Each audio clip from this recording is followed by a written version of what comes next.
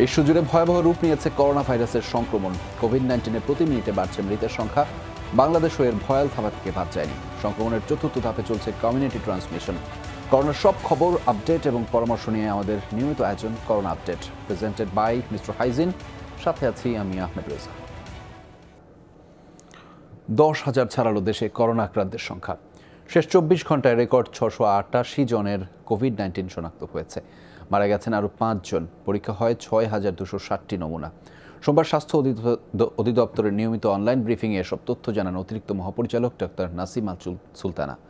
জানানো হয়, মারা যাওয়া 5 জনই পুরুষ। এ যাবৎ মারা যাওয়া 182 জনের 73 ভাগই পুরুষ, বাকি 27 ভাগ নারী। 24 ঘন্টায় প্রায় 17 ভাগ বেশি টেস্ট করার কথা জানিয়েছে স্বাস্থ্য অধিদপ্তর। এ সংখ্যা আরও বাড়বে বলে জানান অতিরিক্ত মহাপরিচালক। বলা হয়, সারা দেশের বিভিন্ন হাসপাতালে আইসোলেশনে আছেন 1,636 জন। গেল 24 ঘন্টায় পাঠানো হয়েছে 90 জনকে। সুস্থ হয়েছেন 147 জন। মোট সুস্থের সংখ্যা দাঁড়িয়েছে 1,209 জন। করোনাকে সংক্রমণ থেকে নিজেকে রক্ষা করার জন্য যে স্বাস্থ্যবিধিগুলো আছে সেগুলো মেনে চলুন। সামাজিক দূরত্ব বজায় রাখুন। নিয়মিতভাবে সাবান পানি দিয়ে 20 সেকেন্ড ধরে বারবার হাত ধুন এবং মাস্ক, খুব জরুরি প্রয়োজনে বাড়ির বাইরে যেতে হলে অবশ্যই মাস্ক ব্যবহার করবেন। আক্রান্ত ব্যক্তিদের কেউ হেয় করবেন না। করোনা পরিস্থিতি মোকাবেলায় 16 মে পর্যন্ত বাড়ানো হয়েছে সরকারি ছুটি। জনসাধারণের চলাচলে নিষেধাজ্ঞা বা সীমিত করতেই প্রজ্ঞাপন জারি করেছে জনপ্রশাসন মন্ত্রণালয়। বাণিজ্য মন্ত্রণালয় আরেক প্রজ্ঞাপনে ঈদ উপলক্ষে শপিং মল আগামী 10 মে থেকে বিকাল 4টা পর্যন্ত খোলা রাখার অনুমতি দিয়েছে। স্বরাষ্ট্র মন্ত্রণালয়ের মাধ্যমে বাস্তবায়ন হবে ঈদ শপিং চালুর সিদ্ধান্ত। জনপ্রশাসন প্রতিমন্ত্রী জানিয়েছেন, যথারীতি বন্ধ থাকবে গণপরিবহন। করোনা মহামারীর বিস্তার ঠেকাতে আরেক দফা বাড়ানো হলো সরকারি ছুটি। বৌদ্ধ পূর্ণিমা, শুক্র, শনিসহ 16 মে পর্যন্ত বন্ধ রাখার কথা বলা হয়েছে প্রজ্ঞাপনে। জরুরি সেবার আওতায় থাকা প্রতিষ্ঠানের কর্মী এবং জরুরি পণ্য পরিবহন চালু থাকবে। স্বাস্থ্যবিধি নিশ্চিত করে রপ্তানিমুখী শিল্প কারখানা খোলা রাখার সিদ্ধান্ত বহাল আছে। যথারীতি বন্ধ থাকবে শিক্ষা প্রতিষ্ঠান। 5 তারিখ পর্যন্ত ছুটি ছিল, 6 তারিখে বুদ্ধ পূর্ণিমার ছুটি এবং 7 তারিখ থেকে 14 তারিখ পর্যন্ত এই ছুটিটা বর্ধিত করা হলো। এর মধ্যে অবশ্য 8 এবং 9, 15 এবং 16 সাপ্তাহিক ছুটি আছে, অর্থাৎ 16 তারিখ পর্যন্ত এই ছুটিটা বর্ধিত করা হয়েছে। মন্ত্রিপরিষদের মাঠ প্রশাসন সমন্বয় অধিশাখা থেকে জারি করা আরেক প্রজ্ঞাপনে বলা হয়েছে, রমজানে দোকানপাট, শপিং মল 5টা পর্যন্ত খোলা রাখার সিদ্ধান্তের কথা। তবে শপিং মলের প্রবেশমুখে হাত ধোয়ার ব্যবস্থা এবং দোকানের সামনে সামাজিক দূরত্ব নিশ্চিত করতে হবে। যে শর্তগুলো দেওয়া হয়েছে আমাদের মার্কেট এবং দোকানসমূহ খোলার জন্য, সেই শর্তগুলো আমরা প্রতিপালন করে আমরা 10ই মের আগে পুলিশ মহোদয়ের সঙ্গে কথাবার্তা বলে আমরা 10ই মে থেকে আমরা সীমিত আকারে মার্কেট এবং দোকানসমূহ খুলে দেওয়ার ব্যবস্থা করব। যে প্রজ্ঞাপন জারি করা হয়েছে, এটা ব্যবসায়ীরা সরকারকে সাধুবাদ জানাবে। আমরা যে অর্থনৈতিক ক্ষতির সম্মুখীন হয়েছি, অল্প সময়ের মধ্যে হয়তো বা কিছু ক্ষতি পুষিয়ে নেওয়ার জন্য আমরা প্রস্তুতি নিচ্ছি। জনসাধারণ চলাচলে নিষেধাজ্ঞা কঠোরভাবে বাস্তবায়নে পুলিশ ও মাঠ প্রশাসনের কর্মকর্তা কর্মচারীদের ব্যক্তিগত নিরাপত্তা নিশ্চিত করার তাগিদ দিয়েছেন প্রতিমন্ত্রী। আমাদের জনপ্রশাসন এবং আমাদের পুলিশ প্রশাসনের ভাইরা এবং আমাদের ডক্টরস, যারা একেবারেই সম্মুখ যোদ্ধা যাদেরকে আমরা বলছি, যারা অক্লান্ত পরিশ্রম করছেন, তো সেক্ষেত্রে তারা যাতে করে সুরক্ষায় থাকে, নতুন কেউ একজন আমাদের এই সরকারি কর্মকর্তারা আক্রান্ত না হন, সেই জন্য আমাদের যা যা করণীয় সেইটুকু সব রকম সহযোগিতা আমরা কিন্তু করে যাচ্ছি। এবার ঈদের ছুটিতে কেউই ঢাকা ছাড়তে পারবেন না। বন্ধ রাখা হবে গণপরিবহন। নাজমুল হোসেন, যমুনা নিউজ, ঢাকা। এদিকে ছুটি বাড়ার আগেই ঢাকার রাস্তায় ব্যস্ততা বেড়েছে মানুষের।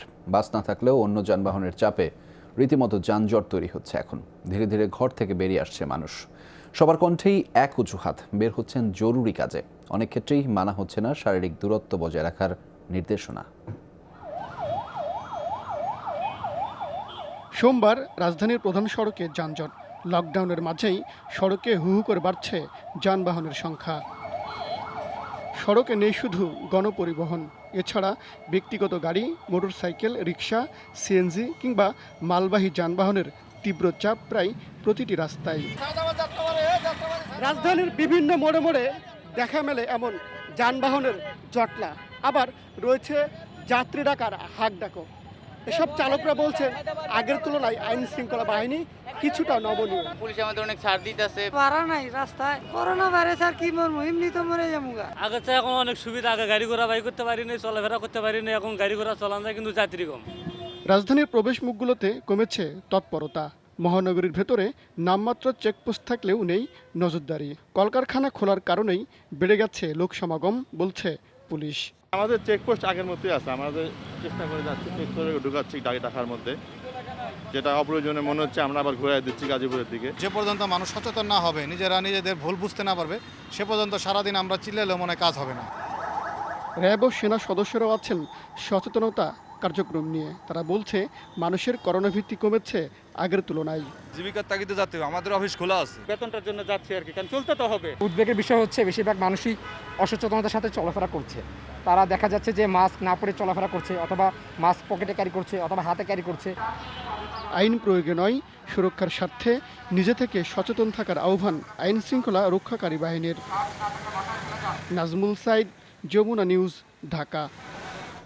ছুটির প্রজ্ঞাপন জারির আগে বিষয়টি নিয়ে কথা বলেন প্রধানমন্ত্রী শেখ হাসিনা। রংপুর বিভাগের জেলাগুলোর সঙ্গে ভিডিও কনফারেন্সিংয়ে তিনি বলেন, অর্থনীতির চাকা সচল রাখতে ক্ষুদ্র শিল্প সহ কিছু কিছু ব্যবসা প্রতিষ্ঠান খুলে দেওয়া হচ্ছে।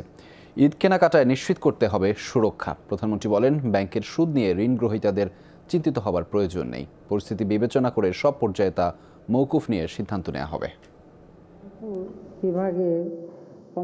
করোনা মোকাবেলায় মাঠ পর্যায়ের প্রস্তুতি কেমন, পরিস্থিতি কেমন, নিয়মিত সেই খোঁজ খবর রাখছেন প্রধানমন্ত্রী শেখ হাসিনা। তারই ধারাবাহিকতায় রংপুর বিভাগের কয়েকটি জেলার সঙ্গে ভিডিও কনফারেন্সিংয়ের মাধ্যমে যুক্ত হন তিনি। বিভিন্ন শ্রেণী পেশার মানুষের খোঁজ দেন প্রধানমন্ত্রী, দেন প্রয়োজনীয় নির্দেশনা। আমি জানতে চাই সারা বাংলাদেশের কোথায় কে কিভাবে আছে। প্রধানমন্ত্রী বলেন, সুরক্ষিত থাকার পাশাপাশি থমকে যাওয়া অর্থনীতিকে সচল রাখার চেষ্টা করছে সরকার। জানান, করোনা সংক্রমণ প্রতিরোধে ছুটি 16 মে পর্যন্ত বাড়ানো হচ্ছে। তবে এ সময়ে কৃষি আর ক্ষুদ্র শিল্পগুলো সচল রাখার নির্দেশ দেন তিনি। বলেন, শিল্প বাঁচাতে ঋণ মওকুফের আওতা বাড়ানোর চিন্তা করছে সরকার। আপনাদের সাথে কথা বলার পর আমি নিজেও বসবো, এটা নিয়ে আরও আলোচনা করব। যে আমি জানি যে যেহেতু ব্যবসা বাণিজ্য স্থগিত, তা কাজে এই ঋণ নিয়ে যাতে কেউ দুশ্চিন্তা না ভোগেন, কাজে এই 2 মাসের সুদটা স্থগিত করা হয়েছে। পরবর্তীতে কে কী পরিমাণে ঋণ নিয়েছে, কোন কোন ক্ষেত্রে ঋণ নিয়েছে, সেটা বিচার করেই এটা ব্যবস্থা নেওয়া হবে। রমজানে বাজার সচল রাখতে এরই মধ্যে নির্দেশ দেওয়া হয়েছে। প্রধানমন্ত্রী বলেন, ঈদকে সামনে রেখে আরও কিছু সিদ্ধান্ত নিতে যাচ্ছে সরকার। সামনে ঈদের আগে কেনাকাটা বা যা যা দরকার সেগুলির জন্য মানুষ করতে পারে, কিন্তু এখানে একটা জিনিস মাথায় রাখতে হবে, জনসমাগম করা এই জায়গা থেকে সবাইকে মুক্ত থাকতে হবে। প্রতিটি ক্ষেত্রে সুরক্ষা নিশ্চিতের তাগিদ দেন প্রধানমন্ত্রী। ধন্যবাদ জানান করোনা সংকট মোকাবেলায় ফ্রন্টলাইনারদের। আমাদের মিডিয়া কর্মী সহ যারা আছেন তারাও কিন্তু নিজেদেরকে সুরক্ষিত রাখবেন। ইতিমধ্যে কয়েকজন মিডিয়া কর্মীও আমি দেখেছি তারাও আক্রান্ত হয়েছে। মহসিনুল হাকিম, যমুনা নিউজ, ঢাকা। 5% বাড়িয়ে এবার এপ্রিল মাসের মোট বেতন 65% পাবেন পোশাক শ্রমিকরা। শ্রমিক নেতাদের দাবিতে এ সিদ্ধান্ত নিয়েছেন গার্মেন্টস মালিকরা। তবে বাড়তি 5% বেতন মে মাসের বেতনের সাথে সমন্বয় করা হবে। শ্রম প্রতিমন্ত্রীর সভাপতিত্বে ত্রিপক্ষীয় বৈঠকে সিদ্ধান্ত হয়। যদিও শ্রমিকদের দাবি ছিল ঈদের আগেই সবটুকু বেতন পরিশোধ করার। করোনা সংকটে সবচেয়ে বেশি বেকায়দায় রপ্তানিমুখী শিল্প।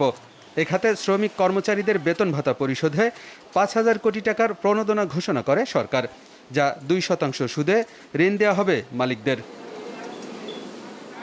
গেল বুধবার শ্রম প্রতিমন্ত্রীর সভাপতিত্বে ত্রিপক্ষীয় বৈঠকে সিদ্ধান্ত ছিল এপ্রিলে মোট বেতনের 60% দেওয়া হবে শ্রমিকদের। এর প্রতিবাদ জানায় শ্রমিক সংগঠনের একটি বড় অংশ। তাই মালিক শ্রমিকদের নিয়ে সোমবার আবারও বৈঠকে বসেন শ্রম প্রতিমন্ত্রী। দীর্ঘ 5 ঘন্টা ধরে চলে দুই পক্ষের দর কষাকষি। সিদ্ধান্ত হয় আরও 5% বাড়ানোর। সরকারের যে সিদ্ধান্ত, সেই সিদ্ধান্তই চূড়ান্ত এবং যে স্যালারি শিট দিয়েছে সেই স্যালারি শিট অনুযায়ী বেতন হবে। এবং আপনারা যে দাবি করেছেন সেই দাবির মধ্যে আমরা যে আন্ডারস্ট্যান্ডিং এসেছি, এই 5% আমরা ফলোইং মান্থের যে স্যালারি আসবে সেইটার সাথে আমরা অ্যাডজাস্টমেন্ট করে দিব এবং সেটাই হলো আমার চূড়ান্ত সিদ্ধান্ত। বাড়তি ৫% মে মাসের বেতনের সাথে সমন্বয়ের কথা বলা হলেও শ্রমিকদের পক্ষ থেকে এ অর্থ ঈদের আগেই পরিশোধের দাবি করা হয়। এই মাসে যদি যেত এখন সেখানে বার্গেনিং হবে, আলোচনা হবে, উভয় পক্ষের মধ্যে তর্কাতর্কি হবে, অনেক কিছু হবে। খারাপ ভাইয়ের কথা আমার মনে হয় ভুলে যাওয়া উচিত। আজকে আপনারা যারা সিদ্ধান্ত নিচ্ছেন ভালো কথা, আগামী মে মাসে শীতের সঙ্গে আপনারা 5% বাড়াবেন, আমারও তো আনন্দের কথা। সবার পক্ষ থেকে আশা করি আপনারা এই করবেন। বেতন বৃদ্ধি ছাড়াও শ্রমিক ছাঁটাই না করা এবং অস্থিরতা এড়াতে আঞ্চলিক কমিটি গঠনের পরামর্শ দেন শ্রমিক নেতারা। এসব প্রস্তাবের বাস্তবায়ন ছাড়াও ঈদের বোনাসের বিষয়ে চলতি মাসের দ্বিতীয় সপ্তাহে মালিক শ্রমিক নেতাদের সাথে আলোচনা করে সিদ্ধান্ত নেওয়ার কথা জানান শ্রম প্রতিমন্ত্রী। আলমগীর হোসেন, যমুনা নিউজ, ঢাকা। নোটিশ ছাড়া কারখানা বন্ধ করে দেওয়ার প্রতিবাদ ও বকেয়া বেতনের দাবিতে 2 ঘন্টা রাজধানীর বনানী চেয়ারম্যান বাড়ির সামনের ব্যস্ত সড়ক অবরোধ করে রাখেন একটি গার্মেন্টস কারখানার শ্রমিকরা। সোমবার সকাল 11টা থেকে সড়কে অবস্থান নেন তারা। শ্রমিকদের অভিযোগ, আবেদিন গার্মেন্টসের মালিক কোনো ধরনের নোটিশ ছাড়াই কারখানা বন্ধের ঘোষণা দিয়েছেন, অথচ গেল 2 মাসের বেতন পরিশোধ করেনি কর্তৃপক্ষ। অবিলম্বে বেতন ভাতা পরিশোধ করে কারখানা খুলে দেওয়ার দাবি জানান তারা। সড়ক অবরোধ করায় দুর্ভোগে পড়েন যাত্রীরা। কয়েকটি অ্যাম্বুলেন্সও আটকা পড়ে। যাত্রীদের ভোগান্তি দূর করতে শ্রমিকদের রাস্তা থেকে সরে যাওয়ার আহ্বান জানায় পুলিশ। 2 ঘন্টা পর তুলে দেওয়া হয় অবরোধ। উনি আমাদের টাকা পয়সা দিব না, এই বাধ্যতামূলক আমরা রাস্তা নামছি। মালিকের কোনো বিস্তারিত দেয় না, উনি দিতে পারবে না, উনি 1 মাসের বেতন, উনি একটা বেসিক এগুলো বলতেছে। আমরা চাই ফ্যাক্টরি চলুক, কিন্তু মালিক যদি ফ্যাক্টরি বন্ধ করে তাহলে শ্রমিকের শ্রম আইন অনুযায়ী যে একটা দাবি আছে, এই দাবিটা আমরা দাবি করছি মালিকের কাছে। মেলা কোন সময় আটকে দিছি, আমরা যারা জরুরি কাজ করি তাদের আমাদের তো সমস্যা। আমরা কথা বলতেছি শ্রমিক ইউনিয়নের সাথে, তারা মালিক পক্ষ কথা বলতেছে। করোনার সংক্রমণ ঠেকাতে গাজীপুরের বেশিরভাগ পোশাক কারখানায় মানা হচ্ছে না স্বাস্থ্যবিধি। সোমবার সকালে বিভিন্ন কারখানা পরিদর্শন শেষে পুলিশ সুপার জানান, বেশিরভাগই কারখানাতে শ্রমিকদের স্বাস্থ্য সুরক্ষার সরঞ্জাম দেয়া হয়নি। শারীরিক দূরত্ব না মেনে একই ফ্লোরে গাদাগাদি করে কাজ চালানো হচ্ছে। কয়েকটি কারখানার মালিক পক্ষকে সতর্ক করেছে পুলিশ। সেই সাথে শ্রমিকদের মহামারী করোনা সম্পর্কে বিভিন্ন তথ্য দিয়ে সচেতন করা হয়। যেসব কারখানা নিয়ম অমান্য করবে তাদের আইনের আওতায় আনার হুঁশিয়ারিও দেন পুলিশ সুপার।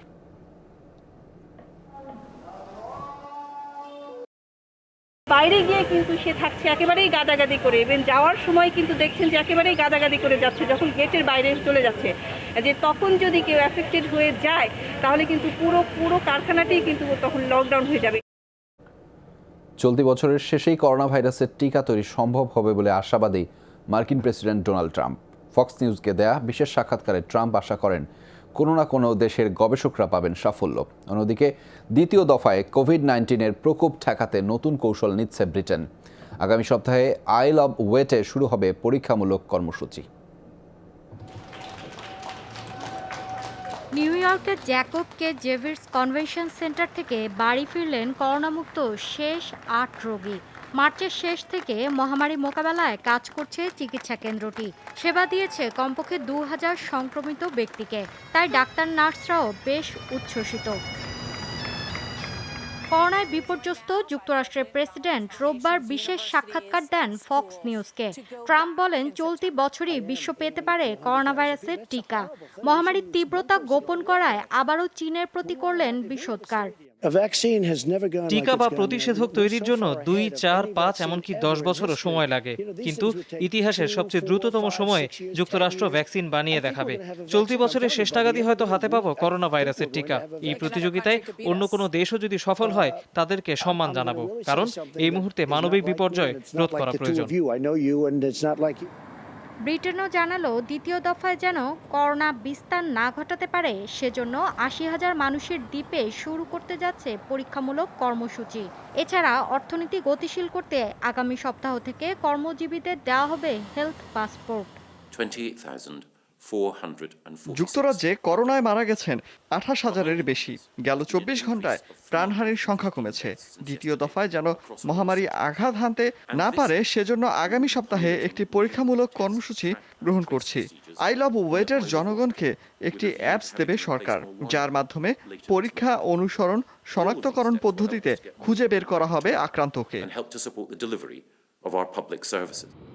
বেশিরভাগ দেশ যখন মহামারীর দাপটে নাস্তানাবুদ, সে সময় বিশ্ব স্বাস্থ্য সংস্থা আবারও বলল পরীক্ষাগারে নয়, বরং প্রকৃতি থেকে করোনা ভাইরাসের উৎপত্তি।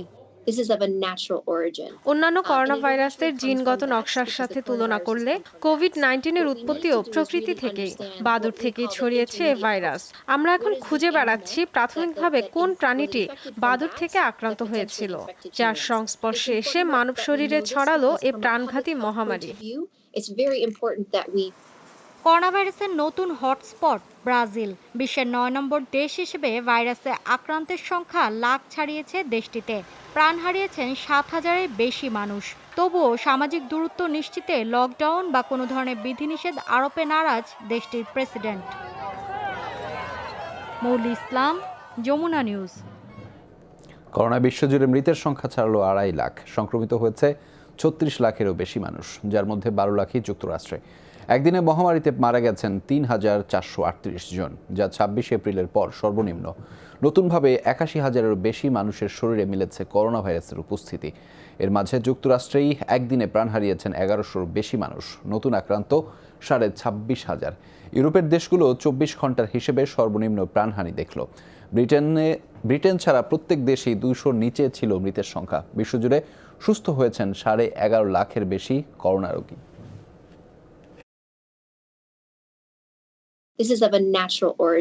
অন্যান্য করোনা ভাইরাসের জিনগত নকশার সাথে তুলনা করলে কোভিড-19-এর উৎপত্তিও প্রকৃতি থেকেই। বাদুড় থেকে ছড়িয়েছে এ ভাইরাস। আমরা এখন খুঁজে বেড়াচ্ছি প্রাথমিকভাবে কোন প্রাণীটি। দর্শক, সুইজারল্যান্ডের জুরিক থেকে আমাদের সাথে যুক্ত হচ্ছেন প্রবাসী সাংবাদিক বাকিউল্লাহ। বাকিউল্লাহ, আপনার কাছে জানতে চাই, সুইজারল্যান্ডে তো তুলনামূলকভাবে কিছুটা কম করোনার ভয়াবহতা, সেক্ষেত্রে পরিস্থিতি সামাল দিতে কি কি পদক্ষেপ নেওয়া হয়েছিল সেখানে? রেজা, আপনাকে ধন্যবাদ। আপনি প্রশ্ন রেখেছেন। আসলে এখানে যে সুবাতাস বলছে আসলে করোনা সংকটে, তার আসলে যে পদক্ষেপগুলো সুইজারল্যান্ড আসলে কি কি নিয়েছিল। আপনি জানেন 25শে ফেব্রুয়ারি প্রথম যখন একজন আক্রান্ত হয়, তারপরে 3 দিন পরে সেখানে 13 জন, সেই ইটালির বর্ডার অর্থাৎ সীমানা শহর তেসিনে কিন্তু সেখানে প্রথম।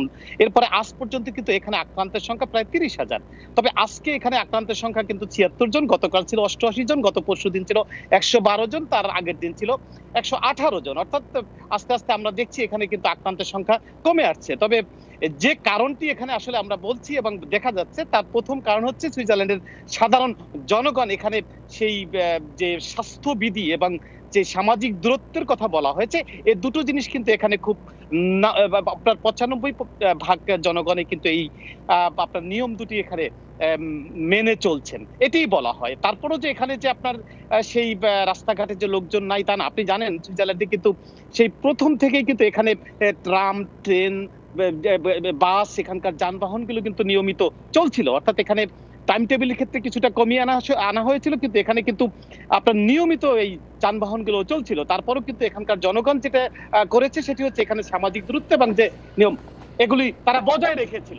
নিশ্চয়ই বাকিউল্লাহ, আমার আরেকটি বিষয় একটু জানার ইচ্ছা রয়েছে, সেটি হচ্ছে দেশটিতে কতজন বাংলাদেশি এখন পর্যন্ত আক্রান্ত হয়েছে এবং কিভাবে তাদের দিন কাটছে সেখানে প্রবাসীদের। রেজা, ধন্যবাদ দ্বিতীয় প্রশ্নের জন্য। সেটি হচ্ছে আমি যেখানে দাঁড়িয়ে আছি এটা জুরিক। এই জুরিকে অন্তত আপনার 2 ডজন বাংলাদেশি এখানে আক্রান্ত হয়েছিলেন। তাদের মধ্যে আপনার এই একটি পরিবার মাত্র গত 3 দিন আগে তারা সেরে উঠেছেন। অর্থাৎ আমরা যদি বলি সুইজারল্যান্ডের জুরিকে সবাই কিন্তু এই মুহূর্তে সুস্থ। এখানে একজন মাত্র প্রবাসী বাংলাদেশি, তিনি হাসপাতালে ভর্তি ছিলেন, 1 সপ্তাহ পরে তিনি আবার বাসায় ফিরে আসেন। এখানে সুইজারল্যান্ড প্রবাসী বাংলাদেশি যারা আক্রান্ত হয়েছিলেন সবাই কিন্তু ঘরে বসেই তারা চিকিৎসা নিয়েছেন।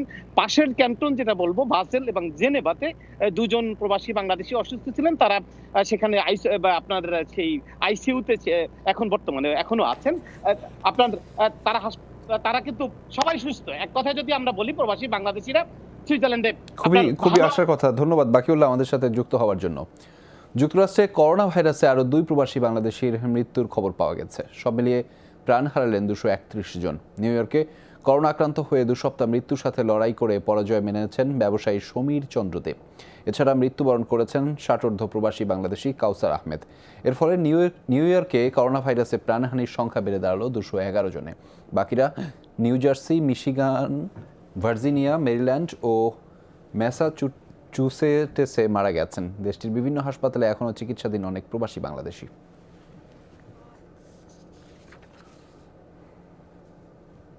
দর্শক দেখছেন corona update presented by mister hygiene. নিচ্ছি আবার একটা বিরতি, আমাদের সাথে থাকুন।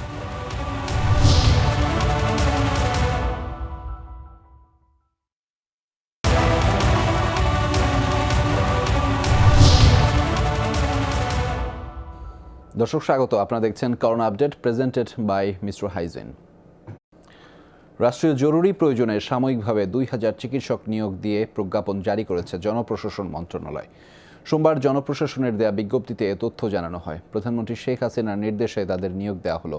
39তম BCS এর ফলাফল অনুসারে নিয়োগ পাচ্ছেন তারা। এছাড়া 346 ল্যাব অ্যাসিস্ট্যান্ট, ওয়ার্ড বয়, আয়া ও পরিচ্ছন্নতা কর্মী আউটসোর্সিং এর মাধ্যমে নিয়োগের সিদ্ধান্ত নিয়েছে মন্ত্রণালয়। করোনা পরিস্থিতিতে সকলের জন্য স্বাস্থ্যসেবা নিশ্চিত করতে তাদের নিয়োগ দেওয়া হয়। নতুন নিয়োগপ্রাপ্ত সকলেই দেশের 12টি কোভিড-19 হাসপাতাল ও 29 ল্যাবে করোনা রোগীদের সেবা দিবে। করোনা সংকটে যারা সম্মুখ যোদ্ধা তাদের কোনো অবস্থাতেই মনোবল না হারানোর আহ্বান জানিয়েছেন আওয়ামী লীগ সাধারণ সম্পাদক ওবায়দুল কাদের। সোমবার সকালে সরকারি বাসভবনে ব্রিফিংয়ে তিনি বলেন, প্রধানমন্ত্রী সহ পুরো জাতি এই যোদ্ধাদের পাশে আছে। কোনো অবস্থাতেই মনোবল হারাবেন না। শেখ হাসিনা সরকার আপনাদের সাথে আছে, পুরো জাতি আপনাদের পাশে আছে। আপনারা সাহসের সঙ্গে এই যুদ্ধে লড়াই করে যাচ্ছেন। আপনারাই প্রকৃত করোনা যোদ্ধা। ঝুঁকিপূর্ণ এই কাজ করতে গিয়ে আপনারা সত্যিকার দেশপ্রেমের পরিচয় দিচ্ছেন। এদিকে সরকার করোনা পরিস্থিতি নিয়ন্ত্রণে ব্যর্থ হয়েছে বলে অভিযোগ করেছেন বিএনপি মহাসচিব মির্জা ফখরুল ইসলাম আলমগীর। বলেছেন, সরকারের মধ্যে সমন্বয়হীনতার কারণে কর্মহীন মানুষ ত্রাণ পাচ্ছেন না। সোমবার রাজধানীর দক্ষিণখানে দিনমজুরদের মাঝে ত্রাণ বিতরণ করেন মির্জা ফখরুল ইসলাম আলমগীর। দলের পক্ষ থেকে ত্রাণ বিতরণের উদ্যোগ নেন স্থানীয় বিএনপি নেতা SM জাহাঙ্গীর হোসেন। অনুষ্ঠানে যোগ দিয়ে বিএনপি মহাসচিব জাতির এই ক্রান্তিকালে অসহায় মানুষের পাশে দাঁড়াতে বিত্তবানদের অনুরোধ জানান। একই সাথে দরিদ্র মানুষদের আগামী 3 মাস জনপ্রতি 5,000 টাকা নগদ অর্থ সহায়তা দেওয়ার আহ্বান জানান তিনি। রাজনৈতিক ভেদাভেদ ভুলে সবাইকে সম্মিলিতভাবে করোনা সংকট মোকাবেলার আহ্বানও জানান বিএনপি মহাসচিব। করোনা পরিস্থিতিতে গণমাধ্যম কর্মীদের অর্থনৈতিক সুরক্ষা নিশ্চিতের সরকারের প্রতি আহ্বান জানিয়েছেন জাতীয় পার্টির চেয়ারম্যান GM কাদের। সোমবার এক ভিডিও বার্তায় তিনি বলেন, গণমাধ্যম কর্মীরা ঝুঁকি নিয়ে কাজ করলেও নেই ক্ষতিপূরণ ও চাকরির নিশ্চয়তা। আমাদের গণমাধ্যম কর্মীদের প্রতি সরকারের বিশেষভাবে দৃষ্টি দেওয়া উচিত, যেহেতু এটা বেসরকারি খাতে পরিচালিত হয়। বেসরকারি খাত যাতে এদেরকে চাকরিচ্যুত না করেন, সময় মতো যাতে বেতন দেন এবং একই সঙ্গে তারা যেন সুরক্ষিতভাবে কাজ করতে পারেন, বা এই কাজ করতে গিয়ে তারা যদি কোনো ঝুঁকির মুখে পড়েন তাহলে যেন সেই ঝুঁকির ক্ষতিপূরণ তারা পান। এদিকে করোনায় আক্রান্ত হয়ে মারা যাওয়া সাংবাদিক হুমায়ুন কবির খোকনের স্ত্রী শারমিন সুলতানা রিনাকে ICUতে নেওয়া হয়েছে। রোববার রাত 2টার পর উত্তরার রিজেন্ট হাসপাতালের নিবিড় পরিচর্যা কেন্দ্রে নেওয়া হয় করোনা আক্রান্ত শারমিনকে। এর আগে সাংবাদিক হুমায়ুন কবির খোকনকে নিয়ে মর্মস্পর্শী স্ট্যাটাস দেন তিনি। লেখেন, সন্তানদের সান্ত্বনা দেওয়ার ভাষাও খুঁজে পাচ্ছেন না। করোনা ভাইরাসে আক্রান্ত হয়ে গত মঙ্গলবার রাতে মারা যান দৈনিক সময়ের আলোর প্রধান প্রতিবেদক হুমায়ুন কবির খোকন। আক্রান্ত হন তার স্ত্রী ও সন্তান।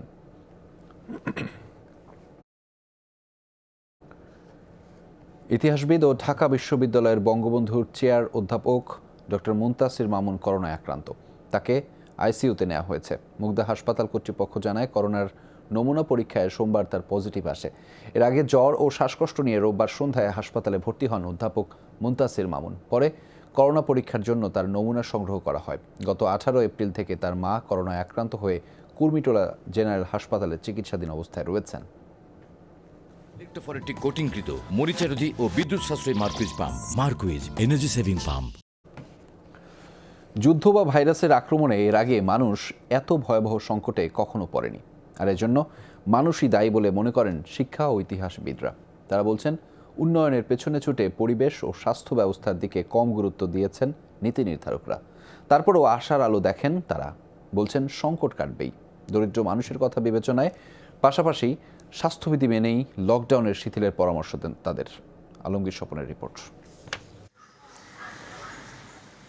করোনায় বন্দি জীবনে বই পড়ে আর লিখে সময় কাটছে ইতিহাসবিদ সৈয়দ আনোয়ার হোসেনের। করছেন ইতিহাসের পূর্ণ পাঠ্য। আর সেই বিশ্লেষণে বলছেন, 2 মহাযুদ্ধ, প্লেগ ও কলেরার মহামারীকেও ছাড়িয়ে গেছে করোনা। মানুষের ইতিহাসে এমন ভয়াবহ বিপর্যয় আসবে তা কল্পনাও করেননি এই ইতিহাসবিদ। সারা পৃথিবীতে ছড়িয়েছে, সব মানুষকে আক্রান্ত করছে। রাজা প্রজা কিছু মানছে না, সারা বিশ্ব স্থবির হয়ে গেছে। জীবনের প্রতিটি ক্ষেত্র থমকে গেছে। এখন মনে হচ্ছে প্রকৃতি যেন প্রতিশোধ নিচ্ছে, প্রকৃতি জেগে উঠছে। বন দখল করলাম, বন্য পশু খাওয়া আরম্ভ করলাম, মারতে আরম্ভ করলাম, তখনই সেটা কিন্তু মানুষের সংক্রামিত হলো, তারপর মানুষ থেকে মানুষের সংক্রামিত হলো। সুতরাং পরিবেশকে রক্ষা করলে এই আক্রমণাত্মক অবস্থা থেকে আমরা অনেকটাই অব্যাহতি পাব। প্রকৃতির এমন প্রতিশোধের কথা বলেছেন যুক্তরাষ্ট্রের হার্ভার্ড বিশ্ববিদ্যালয়ের ঔষধ নীতিমালা কমিটির সাবেক সদস্য ও ঢাকা বিশ্ববিদ্যালয়ের সাবেক উপাচার্য শিক্ষাবিদ একে আজাদ চৌধুরীও। পরামর্শ দিয়েছেন উদ্ভাবন ও স্বাস্থ্য ব্যবস্থা নিয়ে নতুন করে পরিকল্পনার। স্বাস্থ্য ব্যবস্থা যতটুকু উন্নত হওয়া উচিত সে পর্যায়ে আমরা যাওয়ার চেষ্টা করছি, কিন্তু সেটা যেতে আসতে সময় লাগবে। আমাদের হসপিটালের সংখ্যাও কম, আমাদের আইসিইউর সংখ্যা কম, আমাদের ভেন্টিলেটর কম। এত বড় দুর্যোগ মোকাবেলার জন্য আমাদের স্বাস্থ্য ব্যবস্থা অতটা প্রস্তুত ছিল না। বাংলাদেশ রাষ্ট্রটি অনেকটা এগিয়েছে, নজর কাড়া অগ্রগতি হয়েছে প্রবৃদ্ধির ক্ষেত্রে, কিন্তু অনেক দিক থেকে যে পিছিয়ে আছে তার চোখে আঙুল দিয়ে দেখিয়ে দিচ্ছে করোনা সংকট, বিশেষ করে স্বাস্থ্য ব্যবস্থা। অর্থনীতি ও কর্মসংস্থানের পাশাপাশি করোনার বিস্তার বিবেচনা করেই লকডাউন শিথিল করার পরামর্শ তাদের। আমাদের জীবনের নিরাপত্তা প্রধান, তারপর অর্থনৈতিক নিরাপত্তা দ্বিতীয়। তবে কোনটা প্রথম আর কোনটা দ্বিতীয় ওটা না বলে আমরা বাঁচতেও চাই, আমাদের অর্থনৈতিক সমৃদ্ধিও চাই। লকডাউনের ফলে সামগ্রিক অর্থনীতি থমকে গেছে, এটা অস্বীকার করা যায় না। স্বাস্থ্যবিধি মেনে দিনে 2 ঘন্টা 3 ঘন্টার জন্য শিথিল থাকতে পারে, অন্তত আরো 1 মাসের মতো আমি মনে করি। দেশের জ্যেষ্ঠ 2 নাগরিক বলছেন, হতাশার সুযোগ নেই, মানুষই সমাধান দিবে সংকটের, জিতবে করোনার বিরুদ্ধে। আলমগীর স্বপন, যমুনা নিউজ, ঢাকা। দর্শক দেখছেন corona update presented by mister hygiene. নিচ্ছি আবার একটা বিরতি, ফিরছি একটু পরেই। সঙ্গে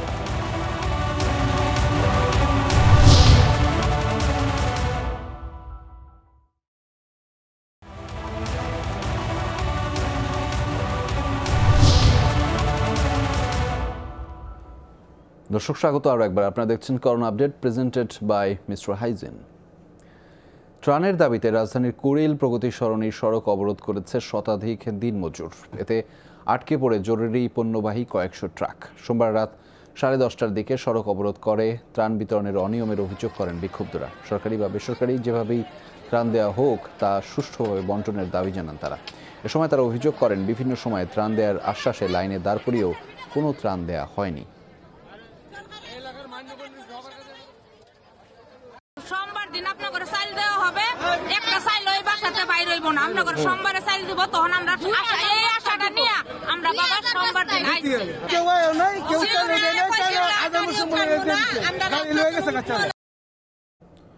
চুয়াডাঙ্গায় চিকিৎসক প্রশাসনের উচ্চ পর্যায়ের কর্মকর্তা সহ 30 জনের করোনা নমুনা পরীক্ষার ভুল ফলাফলের ঘটনায় তোলপাড় চলছে।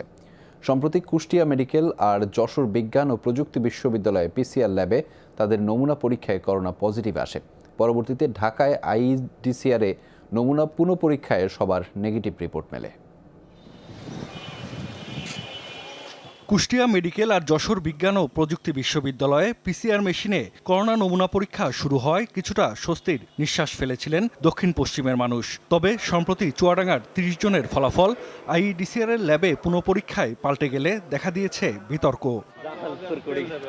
চুয়াডাঙ্গা স্বাস্থ্য বিভাগ জানায় 2 নির্বাহী ম্যাজিস্ট্রেট, 7 চিকিৎসক সহ 34 জনের নমুনা পরীক্ষার পর জানানো হয় তারা করোনা পজিটিভ।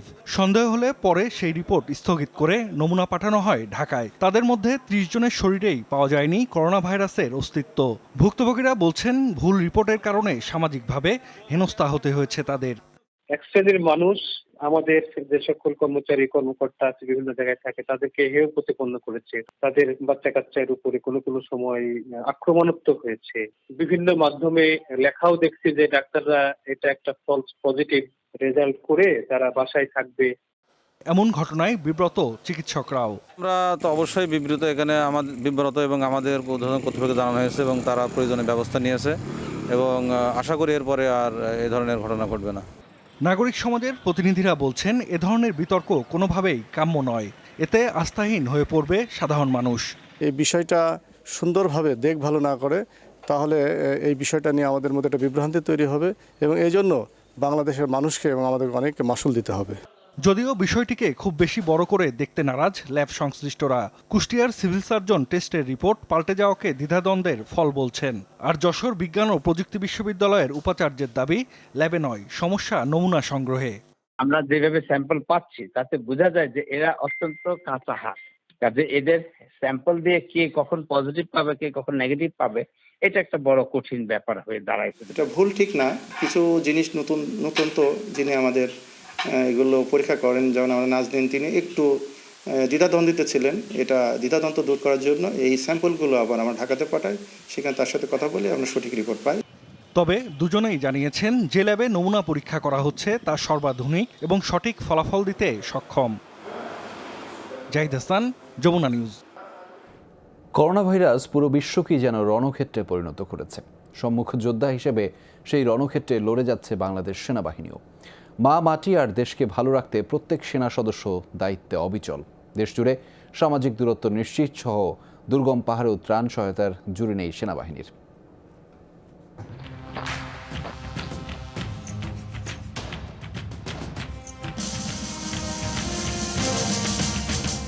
যুদ্ধটা মানুষকে নিরাপদে রাখার, মানুষ বাঁচানোর যে যুদ্ধে নেমেছি আমরা, সে যুদ্ধে ফ্রন্টলাইনার্স বাংলাদেশ সেনাবাহিনী। সকলের প্রতি বাংলাদেশ সেনাবাহিনীর আহ্বান, সকলেই ঘরে থাকুন, নিজ পরিবার ও দেশবাসীকে সুরক্ষিত রাখুন।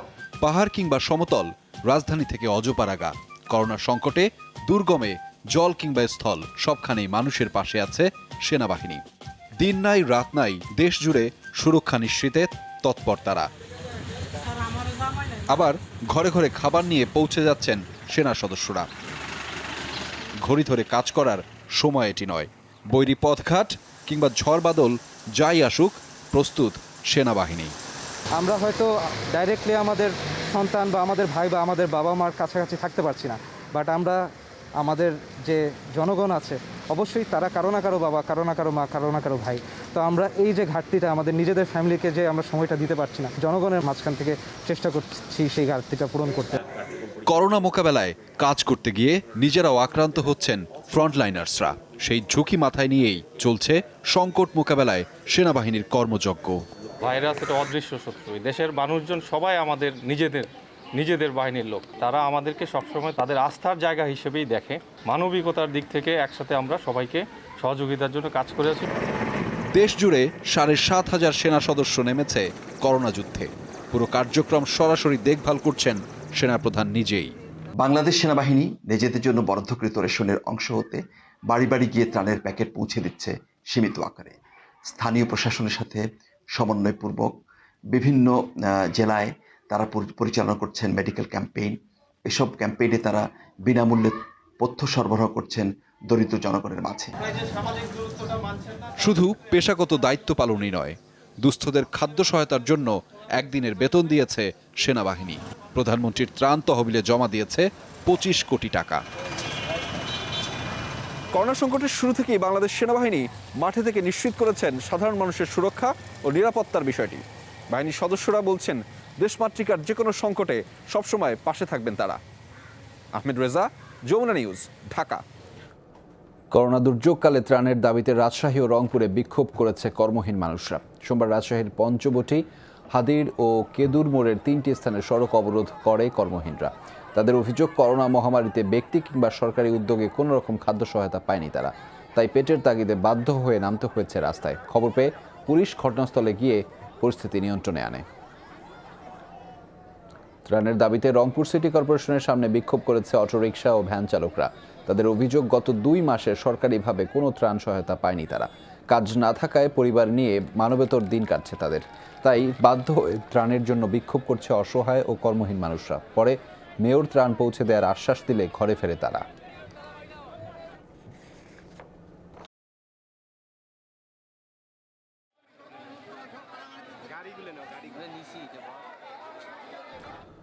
করোনা পরিস্থিতিতে অসহায় মানুষের পাশে দাঁড়িয়েছে বিবিএস কেবলস। ৩,৫০০ পরিবারকে ত্রাণ দিয়েছে তারা। ভোলা জেলার লালমোহন ও তজুমুদ্দিন উপজেলার দরিদ্র ও স্বল্প আয়ের পরিবারগুলোর মাঝে রমজান মাসের জন্য প্রয়োজনীয় খাদ্য সামগ্রী সরবরাহ করে তারা। প্রাথমিকভাবে তাদের মাঝে চাল, ডাল, আলু, ভোজ্য তেল সহ অন্যান্য সামগ্রী দেওয়া হয়েছে। দর্শক দেখছেন corona update, presented by mister hygiene. নিচ্ছে আবারও একটা বিরতি, ফিরছি একটু পরে, সঙ্গেই থাকুন।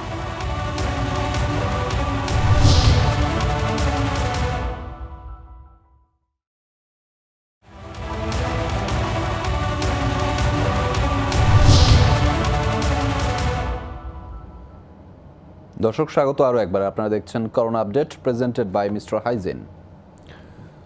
দর্শক এবার ফ্রান্সের সবশেষ তথ্য জানাবো আমাদের সহকর্মীর কাছ থেকে। আমাদের সহকর্মী আবু তাহির যোগ দিচ্ছেন আমাদের সাথে। তাহির, ফ্রান্সে প্রবাসী বাংলাদেশিদের সবশেষ অবস্থা কি? এছাড়া ইতালিতে তো কিছুটা শিথিল করা হয়েছে পরিস্থিতি, তো সেক্ষেত্রে কি কি পদক্ষেপ নেওয়া হচ্ছে সেখানে?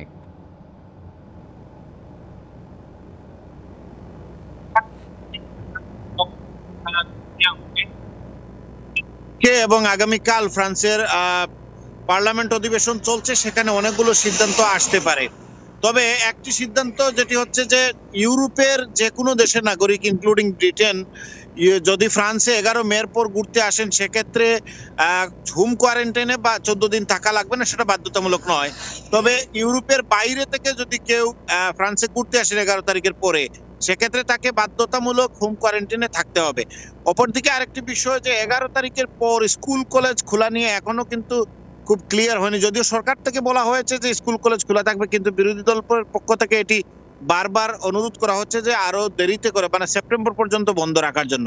আরেকটি বিষয় যে আজকে ফ্রান্স সরকার থেকে বলা হয়েছিল স্বাস্থ্যের যে বিধিনিষেধ দিয়ে যে 25 জুলাই পর্যন্ত জরুরি অবস্থা থাকবে স্বাস্থ্যের উপরে, সেটি নিয়েও আজকে আলাপ চলছে। হয়তোবা এটি পরিবর্তন হতে পারে। আর আপনি বাংলাদেশিদের ব্যাপারে যেটি বলছিলেন যে ফ্রান্সে কিন্তু কোনো বাংলাদেশি করোনা ভাইরাসে আক্রান্ত হয়ে মৃত্যুবরণ করেন, এটি সবচেয়ে ভালো খবর। যদিও প্রায় 50-এর মতো বাংলাদেশি এখানে আক্রান্ত হয়েছিলেন এবং তারা সবাই সুস্থ হয়ে বাসায় ফিরেছেন। ধন্যবাদ তাকে আমাদের সাথে যুক্ত হওয়ার জন্য। ফ্রান্স থেকে যুক্ত হচ্ছিলেন আমাদের সহকর্মী। এদিকে বাংলাদেশে অবস্থানরত ব্রিটিশ নাগরিকদের ফিরিয়ে নিতে আরও 2টি চার্টার্ড ফ্লাইটের ব্যবস্থা করা হয়েছে। সোমবার এক ভিডিও বার্তায় British high commissioner Robert Dickson জানান 5 ও 7 মে যাবে এই 2টি ফ্লাইট। কেউ যেতে না পারলে আগেভাগেই জানানোর আহ্বান জানান তিনি। সেক্ষেত্রে তাদের পরিবর্তে অন্যদের নেয়ার ব্যবস্থা করা হবে।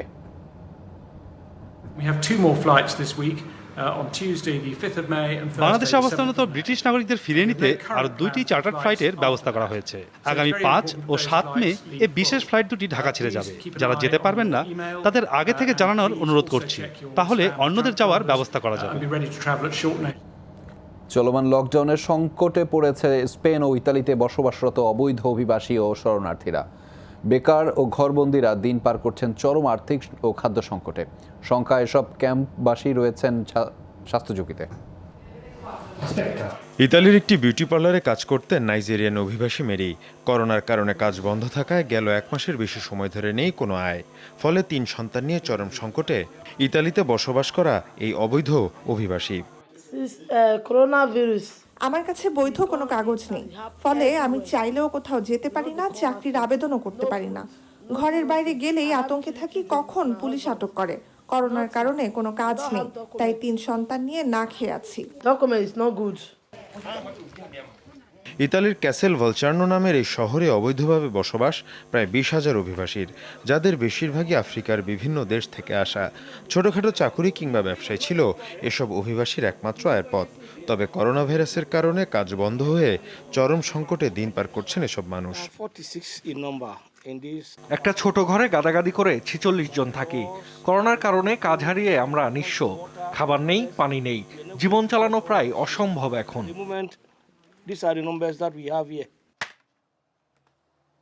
ইউরোপের অপর দেশ স্পেনের শরণার্থী শিবিরগুলোতেও একই চিত্র।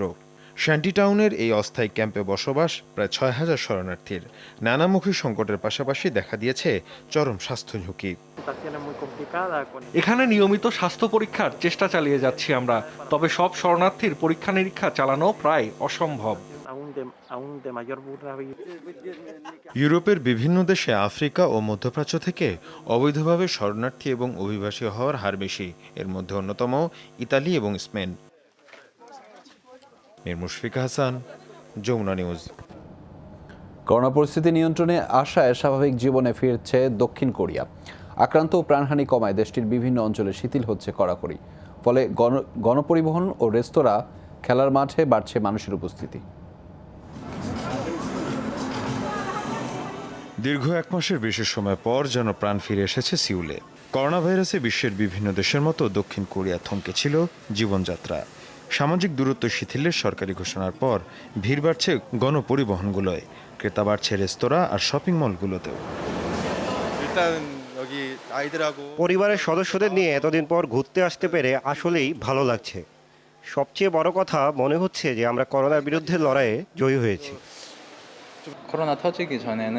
প্রায় 2 মাস পর মুভি দেখতে এলাম, অথচ আগে প্রতি সপ্তাহে সিনেমা হলে না আসলে ভালো লাগতো না। সবাই যদি সচেতন হই তাহলে এই করোনা ভাইরাসকে মোকাবেলা করা সম্ভব।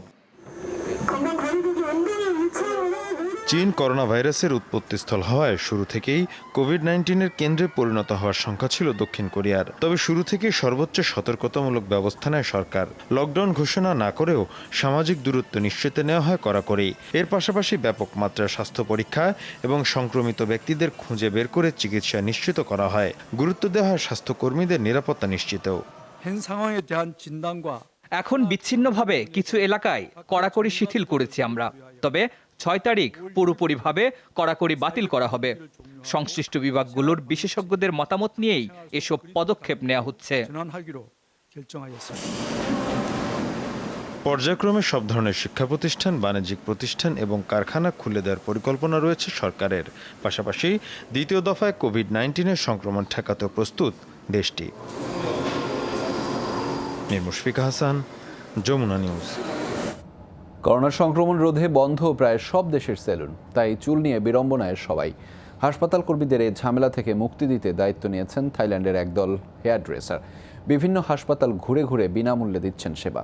জানালেন, মহামারীতে সামাজিক দায়বদ্ধতা থেকেই এই উদ্যোগ। প্রায় 2 মাস পর চুল কাটানোর সুযোগ পেয়েছেন থাইল্যান্ডের এই চিকিৎসক। করোনার সতর্কতায় সবকিছু বন্ধ, তাই উপায় ছিল না মাথার চুল কামানোর। আমার চুল খুব নোংরা হয়ে গিয়েছিল এবং গরম লাগতো, আমাকে দেখতেও বেশ বাজে লাগতো। মহামারীর এই সময়ে সামাজিক দায়বদ্ধতা থেকে ফ্রন্ট লাইনের যোদ্ধাদের পাশে দাঁড়িয়েছেন ব্যাংককের একদল হেয়ার ড্রেসার বা নাপিত। বিভিন্ন হাসপাতাল ঘুরে চিকিৎসা কর্মীদের বিনামূল্যে চুল কেটে দিচ্ছেন তারা। দীর্ঘদিন পর চুল কাটতে পেরে ডাক্তাররা খুবই খুশি। আমার মনে হয় তারা এখন বেশ স্বস্তি অনুভব করছে। চিকিৎসা কর্মীদের চুল কাটতে আমরা সবসময় প্রস্তুত আছি। চিকিৎসকরা বলছেন, করোনা রোগীদের সেবা দেয়ায় আক্রান্তের ঝুঁকি সবচেয়ে বেশি তাদের, সাথে বেড়েছে সামাজিক প্রতিবন্ধকতাও। সেই জায়গা থেকে হেয়ার ড্রেসারদের এমন উদ্যোগ সত্যিই অনন্য দৃষ্টান্ত। আমি এটাকে শুধু পরিষেবা বলবো না, অনেক বড় একটা মানবিকতার পরিচয়, কারণ বহু স্বাস্থ্যকর্মীর চুল কাটছেন তারা। এসব স্বেচ্ছাসেবীরা বলছেন, মার্চ থেকে চলছে তাদের সেবা কার্যক্রম। গড়ে প্রতিদিন 1/2 স্বাস্থ্যকর্মীর চুল কাটছেন তারা। অমিত হাসান, রবিন, যমুনা নিউজ। করোনা পরিস্থিতিতে জীবনযাত্রার বড় অংশই এখন অনলাইন কেন্দ্রিক। নিছক অবসর কাটানো নয়, ভিডিও কনফারেন্সেই স্বার্থে হচ্ছে গুরুত্বপূর্ণ বৈঠক, ক্লাস বা সেমিনার। এ সুযোগে কয়েক গুণ বেড়েছে ভিডিও কনফারেন্সিং অ্যাপ্লিকেশন জুমের ব্যবহার। বাজার দখলে প্রতিযোগিতায় নেমেছে গুগল, মাইক্রোসফট আর ফেসবুকও। পারিবারিক আড্ডা থেকে শুরু করে রাষ্ট্রনেতাদের বৈঠক সবই এখন চলছে অনলাইনে, যার বড় মাধ্যম বিভিন্ন অ্যাপ। মহামারী পরিস্থিতিতে সামাজিক ও শারীরিক দূরত্বের বিধিনিষেধে বেড়েছে অ্যাপগুলোর চাহিদা। বিশ্বজুড়ে ভিডিও কনফারেন্সিং বাড়ায় সবচেয়ে বেশি আলোচনায় জুম। জানুয়ারি থেকে অ্যাপটির ডাউনলোড বেড়েছে 30 গুণ। দিনে অ্যাপটির লাইভ কনফারেন্সে যুক্ত থাকছেন 30 কোটি মানুষ। জুমের বিপুলে জনপ্রিয়তায় ভিডিও কনফারেন্সিং এর বাজার দখলে তৎপর হয়েছে টেক দুনিয়ার প্রধান 3 জায়ান্ট গুগল, মাইক্রোসফট ও ফেসবুক। 3 প্রতিষ্ঠানই ভিডিও কনফারেন্সিং এ দিচ্ছে নতুন সুযোগ সুবিধা। এতদিন পেইড অ্যাপ হলেও এই সপ্তাহেই video conferencing app Google Meet বিনামূল্যে সরবরাহের ঘোষণা দিয়েছে গুগল। এখন প্রতিদিন অ্যাপে গড়ে যুক্ত থাকছেন 10 কোটি ব্যবহারকারী। এছাড়াও ভিডিও কনফারেন্সের জন্য গুগল হ্যাংআউট অ্যাপও আছে গুগলের।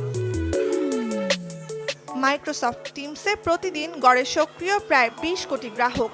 অ্যাপসটিতে ভিডিও কনফারেন্সে অনেকে যুক্ত থাকতে পারলেও স্ক্রিনে দেখা যায় মাত্র 4 জনকে। জনপ্রিয়তা বাড়ানোর লক্ষ্যে এই সংখ্যা বাড়িয়ে 9 করার ঘোষণা দিয়েছে মাইক্রোসফট।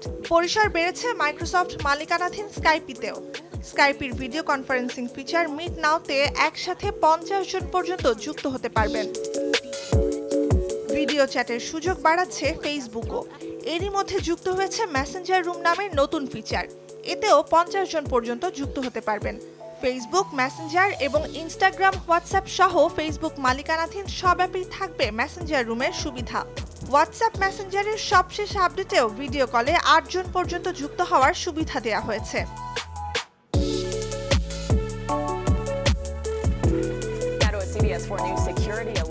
ভিডিও কনফারেন্সে অসাধু হ্যাকারদের আনাগোনায় কিছুটা প্রশ্নের মুখে জুমের নিরাপত্তা ব্যবস্থা, যে কারণে দ্রুত বাজার দখল করতে যাচ্ছে প্রতিদ্বন্দ্বীরা। ব্যবহার বাড়ছে স্বল্প পরিচিত অনেক অ্যাপেরও। টেক বিশ্লেষকরা বলছেন, বিকল্প যত বাড়বে সুবিধাও তত বাড়বে ব্যবহারকারীদের। নুজহাত কামাল, যমুনা নিউজ। দর্শক, এই ছিল করোনা আপডেটে প্রেজেন্টেড বাই মিস্টার হাইজিন। এতক্ষণ সাথে থাকার জন্য সবাইকে